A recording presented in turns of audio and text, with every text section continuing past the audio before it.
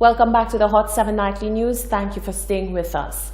With recent social media announcements indicating that one young lady lies in critical condition at hospital after being involved in a vehicular accident over the weekend, it has been reported that she was abandoned at the scene of the accident with no one seeking the necessary help for her and the driver fleeing the scene.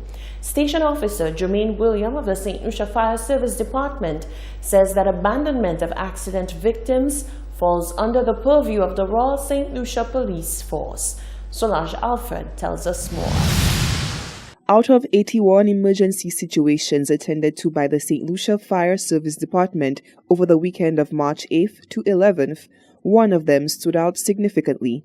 Uproar has been made on many social media platforms over the revelation that a driver reportedly involved in an accident left to get assistance for himself, while assistance for a passenger of the vehicle was never sought after.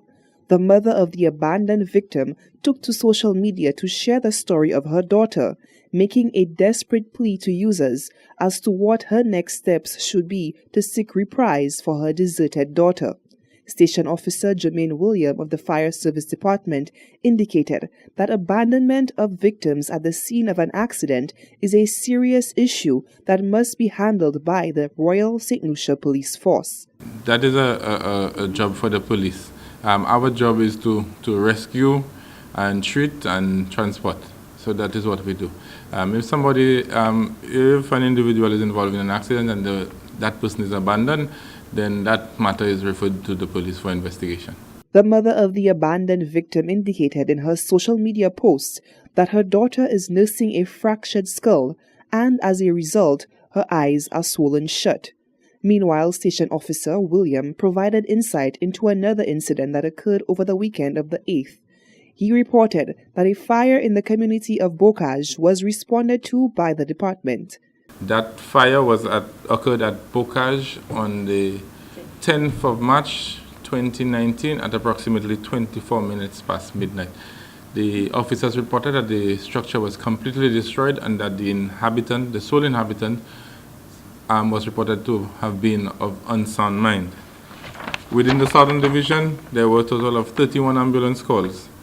These calls included 2 motor vehicle accidents, which officers responded to. On arrival at both of the scenes, the officers encountered persons with minor injuries. However, those persons refused transportation to the medical facility. Within the Soufrière area, there was a death on arrival recorded by the ambulance crew. The individual was presented with negative vitals upon assessment. The individual, however, was still transported to the Soufrière hospital. William insisted the St. Lucia Fire Service Department remains adamant that bystanders not tamper or remove victims of accidents unless that individual's life is in imminent danger. Reporting for Hot 7 News, I am Solange Alfred. It has been reported that a nurse was robbed of her belongings right after arriving at her 11 p.m. shift at the St. Jude's Hospital on Friday. A Samsung S8 cell phone and $300 are among some of the items reported as stolen from her bag. Staff members are concerned over the incident and have called for more security measures, including better lighting around the area and more security personnel. The nurse is said to be in stable condition and has been given 10 days leave. Police are continuing to investigate the matter. An Ethiopian Airlines flight crashed shortly after takeoff from Ethiopia's capital Sunday morning, killing all 157 on board. Grieving families rushed to airports and the destination, Nairobi. More than 30 nationalities are among the dead. It was not immediately clear what caused the crash of the Boeing 737-8 MAX plane, which was new and had been delivered to the airline in November. The pilot sent out a distress call and was given clearance to return. That's according to the airline's CEO.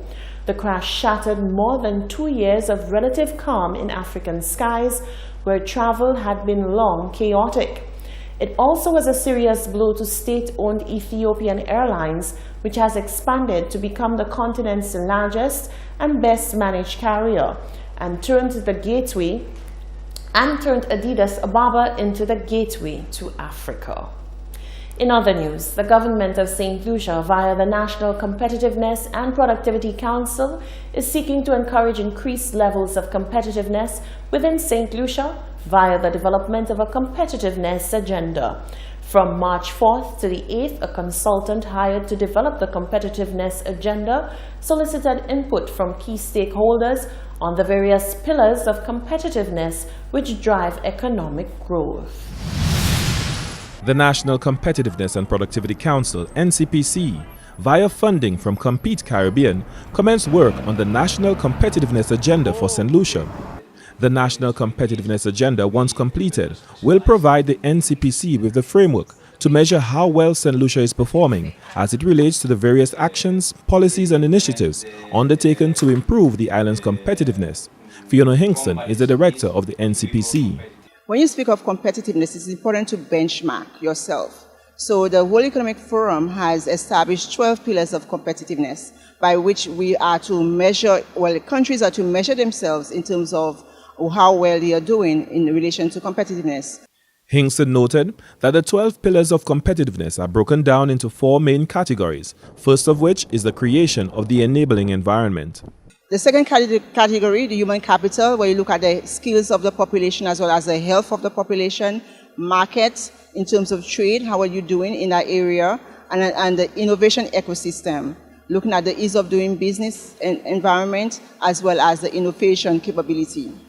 Product development consultant with Compete Caribbean, Dr. Kyron Smith, is part of a 2-man team interfacing with various stakeholders on island, soliciting their input for the development of St. Lucia's competitiveness agenda. The competitiveness agenda for St. Lucia is expected to really help bring together a lot of the work, a lot of studies and analysis that have gone before in terms of identifying St. Lucia's particular economic strengths, particular vision and direction in which it wants to go, and really bring those together to help the coordination of the action, the implementation of the recommendations that have been brought forward.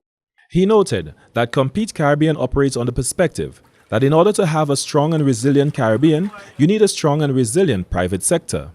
Carlos Diaz is the Director of Entrepreneurial Competitiveness with Infide, the consultants hired by Compete Caribbean to develop the competitiveness agenda for St. Lucia.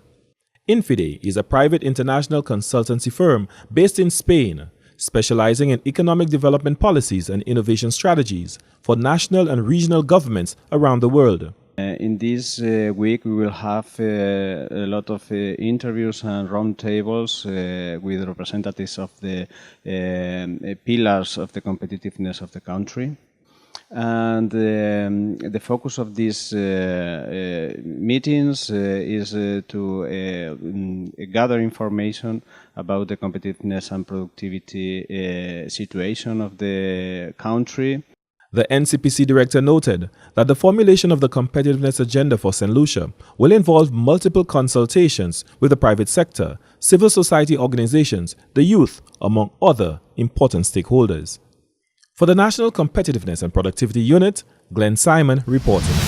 You're watching the Hot 793 News. Stay with us. There's more after the break.